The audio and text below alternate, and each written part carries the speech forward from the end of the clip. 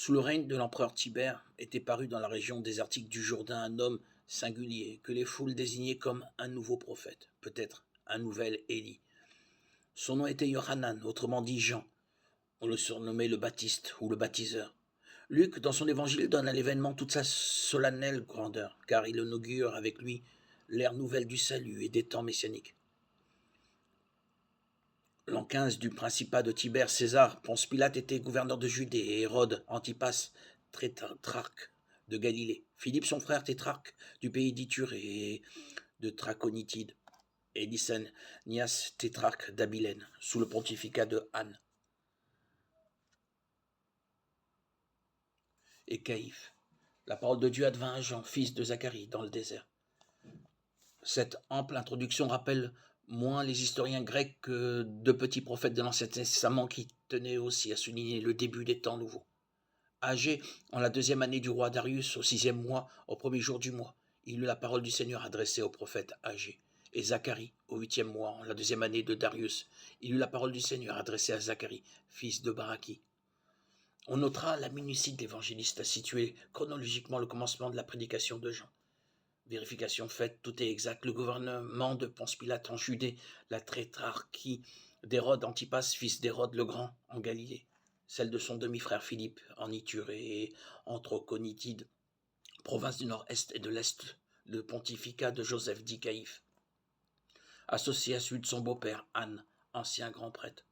Tout jusqu'à la tétrarchie de ce principule de Lysanias, issu d'une famille du Liban que Luc mentionne en raison de la proximité de la Bilène avec la province romaine de Syrie, dont lui-même était originaire. Mais que faut-il entendre par la 15e année du gouvernement de Tibère? Doit-on compter à partir de son association au gouvernement de l'Empire en l'an 13 ou de son avènement à la mort d'Auguste, son père adoptif, l'année suivante en 14?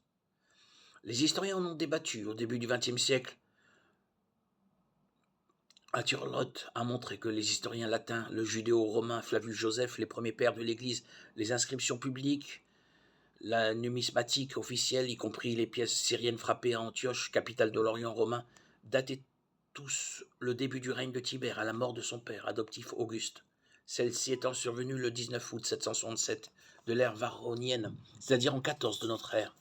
La 15e année de son règne va du 19 août 28 au 18 août 29 après Jésus-Christ. Étrange personnage que ce Jean, il porte un vêtement original qui le protège des différences de température nocturne et diurne, une tunique de poil de chameau et une ceinture de cuir autour des reins.